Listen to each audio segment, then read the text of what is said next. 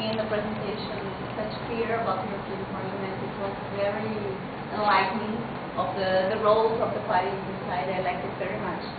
I'd like to know about the role of the Eurosceptics inside the Parliament. Because even if people are not happy with the European Union and they want to protest, they vote for Eurosceptics, but even though people don't want to go back to the stage where there was no European Union, they don't want to lose the right to work in another country, they don't want to lose the common money, they don't want to lose the rights that they have achieved with the European Union. And what has been the impact of the Eurosceptics inside the Parliament? And what do you think about the situation here in Brazil? Because you mentioned at the end that people in the European Union, they don't know about the European Union, they don't feel very informed to vote. But people here, they are obliged to vote. They will have to vote. Yeah. They don't understand, they don't feel part of it. If you go to states in the south of Brazil, okay, people know something about Mercosur, or they know, they think that it will be useful at some point for the commerce. But if you go to the northwest of Brazil, people don't feel they are part of it. And Venezuela coming to Mercosur could be something that would change the center of gravity, but it has not yet achieved this success, and we have not felt yet the presence of Venezuela, so the center of gravity is still in the south. And if people go to vote, I believe that there is a great danger that people will be influenced by the way that the elite sees Mercosur. That is something that is not useful. We have made a research recently, and the level of support of the elite for Mercosur has dropped. And this is significant. We think that there is a mega election coming, and we don't have political elites that are worried about that. So if Mercosur could have a parliament, that could be a space for people that are skeptics and that will work against the parliament. And how do you think about this situation? Yeah, I think you are touching a very important question. First question, why are people Eurosceptic and why do they want from the European Union? I think that story of Eurosceptic is a single word for money behavior and many vision of what European Union is or should be. 2 weeks ago, I was at a user conference in Los Angeles, and I had a paper on the Eurosceptic MEPs, and I tried to do I tried to do a graph here and to try to have to see two dimensions finally of Euroscepticism. And the idea was to say, okay, there are two elements. First, the relationship of people to European integration as a process, a political project. Are people against or for that idea of going together? This is the first dimension. And the second dimension is the position or the point of view of people regarding European Union as it is, its institution, its policies, etc., which is another story. And you can do then a graph like that and look at people. Some people, the more extreme Eurosceptics, people they don't like Europe as a project and they don't like European Union as it is. And some people like Europe as a project, but they don't like European Union as it is. And some people don't like European Union as a project, but say, okay, that market, it's like the UKIP, Eurosceptic in Great Britain. They don't like the idea of Europe, but to some extent say, okay, to have a single market is a good idea. And then you have people that are Eurocritic, so they have no problem with the project of European integration, they have no real problem with European Union as it is, but they just want to improve it. So you have a whole spectrum of position of Eurosceptics inside the European Parliament, and we must also say that a lot of people or MEPs are Eurosceptic only because they are populists. They have no clear idea about European integration, but there is a linkage. When you are a populist from extreme left or extreme right, generally you are Eurosceptic because you are denouncing globalization, you are denouncing the elite, you are denouncing, I don't know, the Jews, and then you are denouncing European Union as well.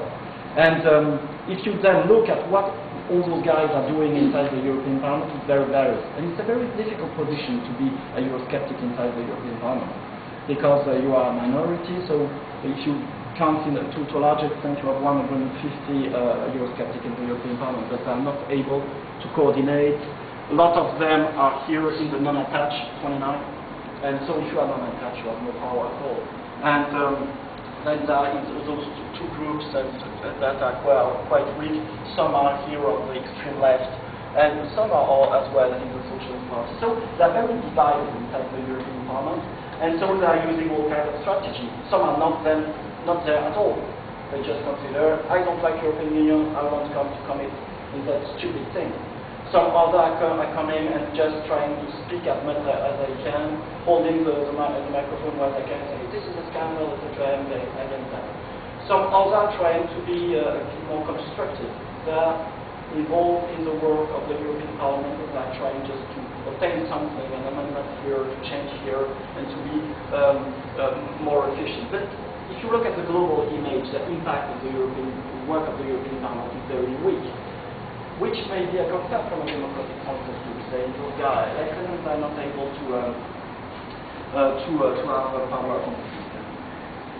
My point of view on that is that to have Eurosceptic in the Parliament is a good thing, because what European Union suffers from is that image of something in Brussels, all bureaucratic, with no discussion, kind of soft consensus around European integration, with no ability of the citizens to take part of that. And I think it's a very good thing for a political system that wants to be democratic, to be a system where the conflict is admitted, contradiction, discussion. And so Eurosceptics are inside this parliament, they are able to say that they are not happy with that. To some extent they may have some influence over the system, because for instance, the Commission in the 90s went really far in its will to harmonize everything. To a certain extent, it's true. And to have some Eurosceptics in the European Parliament also helps sometimes the bureaucrats to keep on the ground and say, okay, maybe we don't need to really have a clear definition of what the table is, because it's not so important. Let's face some other important questions, unemployment, climate change, and things like that. So I think it's functional to have Eurosceptics if they are not a majority, but if they are just here, able to talk, to speak in a constructive or not constructive way. And it gives the image of the European Union as a system where contradiction is admitted. So today we are not at that stage, but I'm pretty sure that it will have some positive effects on the long term, saying it's not a dictator, it's not a bureaucracy, it's just a political system where discussion is allowed. Concerning the point of view of citizens, Eurosceptic citizens, I think a lot of citizens have completely lose the notion of what European Union is and what it gives them. Because if you go back to the main reason for what European integration started, they were build peace, reconstruct Europe after war, and do Europe because it was a project that exists for a long time. You can find some testimony of that for 2,000 years. But if you look today, peace, people feel that peace is something that is there and it will never change. And yes, it's very unlikely that Slovenia or Luxembourg will one day start a war with France. So they have the feeling that European Union is pointless for that. Prosperity and reconstruction.